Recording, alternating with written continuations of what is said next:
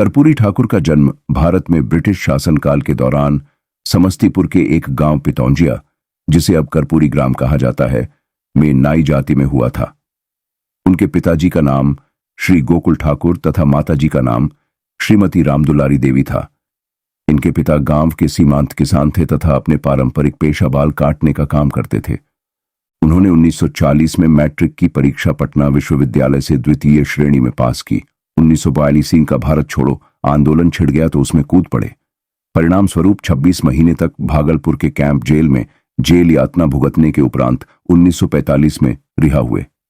1948 में आचार्य नरेंद्र देव एवं जयप्रकाश नारायण के समाजवादी दल में प्रादेशिक मंत्री बने।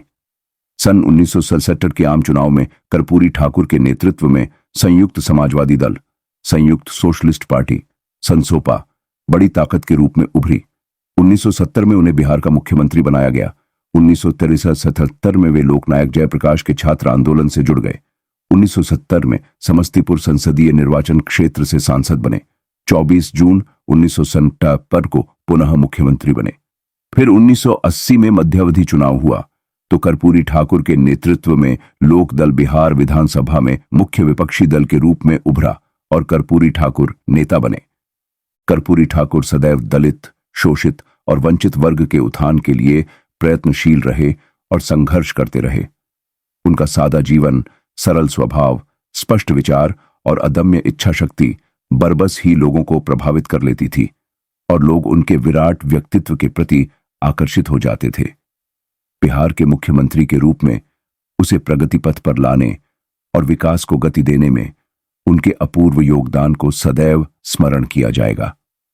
कर्पूरी ठाकुर दूरदर्शी होने के साथ साथ एक ओजस्वी वक्ता भी थे। आजादी के समय पटना की कृष्णा टॉकीज हॉल में छात्रों की सभा को संबोधित करते हुए एक क्रांतिकारी भाषण दिया कि हमारे देश की आबादी इतनी अधिक है कि केवल थूक फेंक देने से अंग्रेजी राज बह जाएगा। इस भाषण के कारण उन्हें दंड भी झेलनी पड़ी थी। वे राजनीति में कांग्रेस पार्टी की राजनीतिक चालों को भी समझते थे और समाजवादी खेमे के नेताओं की महत्वाकांक्षाओं को भी। वे सरकार बनाने के लिए लचीला रुख अपनाकर किसी भी दल से गठबंधन कर सरकार बना लेते थे, लेकिन अगर मन मुताबिक काम नहीं हुआ तो गठबंधन तोड़कर निकल भी जाते थे। यही वजह है कि उनके दोस्त और दुश्मन दोनों को ही उनके राजनीतिक फैसलों के बारे में अनिश्चितता बनी रहती थी। कर्पूरी ठाकुर का निधन 64 साल की उम्र में 17 फरवरी 1988 को दिल का दौरा पड़ने से हुआ था। कर्पूरी ठाकुर बिहार में एक बार उप मुख्यमंत्री, 2 बार मुख्यमंत्री और दशकों तक विधायक और विरोधी दल के नेता रहे।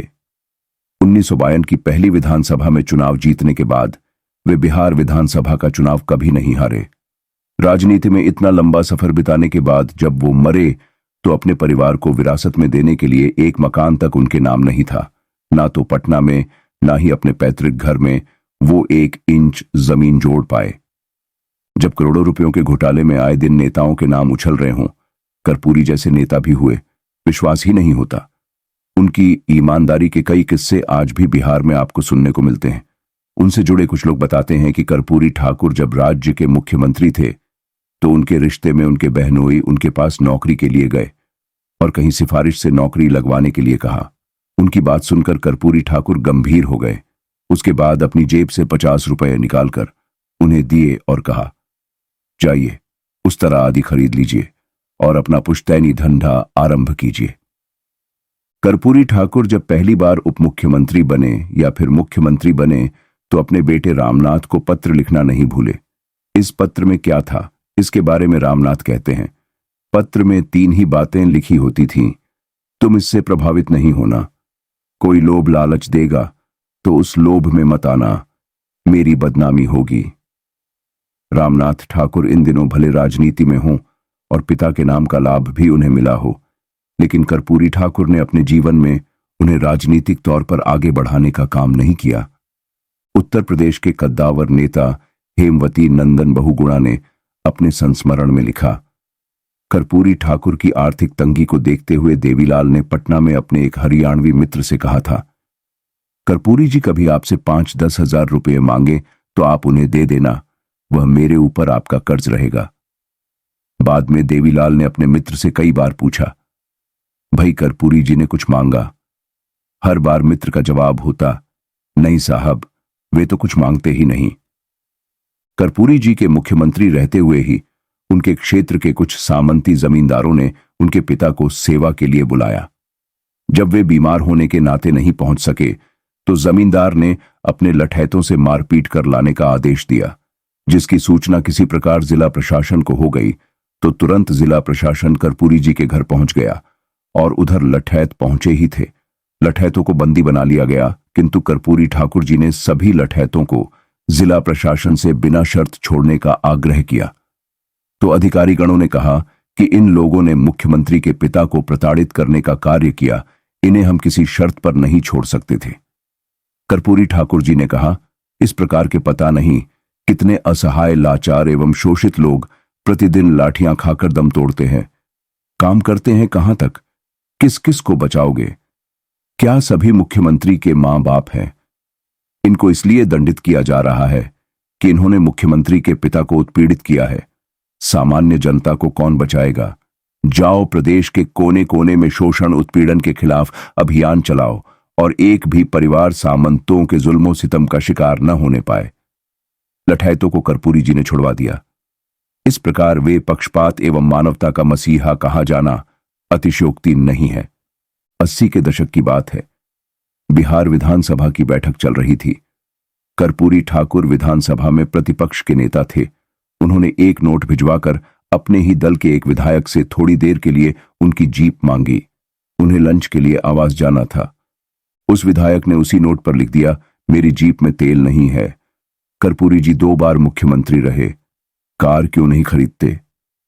यह संयोग नहीं था कि संपत्ति के प्रति अगाध प्रेम के चलते वह विधायक बाद के वर्षों में अनेक कानूनी परेशानियों में पड़े, पर कर्पूरी ठाकुर का जीवन बेदाग रहा।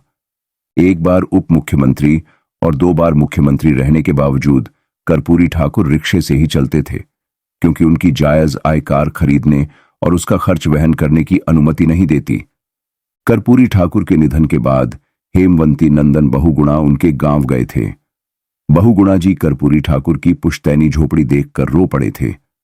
स्वतंत्रता सेनानी कर्पूरी ठाकुर 1952 से लगातार विधायक रहे, पर अपने लिए उन्होंने कहीं एक मकान तक नहीं बनवाया। 70 के दशक में पटना में विधायकों और पूर्व विधायकों के निजी आवास के लिए सरकार सस्ती दर पर जमीन दे रही थी। खुद कर्पूरी ठाकुर के दल के कुछ विधायकों ने कर्पूरी ठाकुर से कहा कि आप भी अपने आवास के लिए जमीन ले लीजिए। कर्पूरी ठाकुर ने साफ मना कर दिया। तब के एक विधायक ने उनसे यह भी कहा था कि जमीन ले लीजिए, अन्यथा आप नहीं रहिएगा तो आपका बाल बच्चा कहां रहेगा? कर्पूरी ठाकुर ने कहा कि अपने गांव में रहेगा। कर्पूरी ठाकुर के दल के कुछ नेता अपने यहां की शादियों में करोड़ों रुपए खर्च कर रहे हैं, पर जब कर्पूरी ठाकुर को अपनी बेटी की शादी करनी हुई तो उन्होंने क्या किया था? उन्होंने इस मामले में भी आदर्श उपस्थित किया। 1970-71 में कर्पूरी ठाकुर बिहार के मुख्यमंत्री थे। रांची के एक गांव में उन्हें वर देखने जाना था।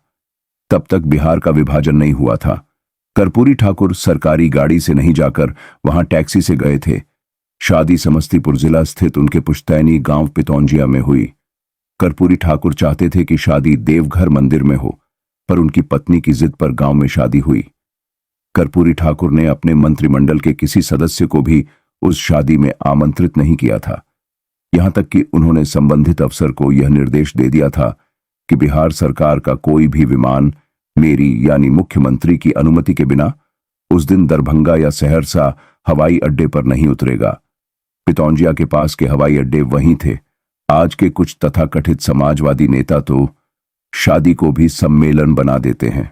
भ्रष्ट अफसर और व्यापारी गण सत्ताधारी नेताओं के यहाँ की शादियों के अवसरों पर करोड़ों का खर्च जुटाते हैं। कर्पूरी ठाकुर के जमाने में भी थोड़ा बहुत ये सब होता था, पर कर्पूरी ठाकुर तो अपवाद थे। हालांकि उनकी साधनहीनता भी उन्हें 2 बार मुख्यमंत्री बनने से रोक भी नहीं सकी। 1977 में जेपी आवास पर जयप्रकाश नारायण का जन्मदिन मनाया जा रहा था। पटना के कदम कुआं स्थित चरखा समिति भवन में, जहां जेपी रहते थे, देश भर से जनता पार्टी के बड़े नेता जुटे हुए थे।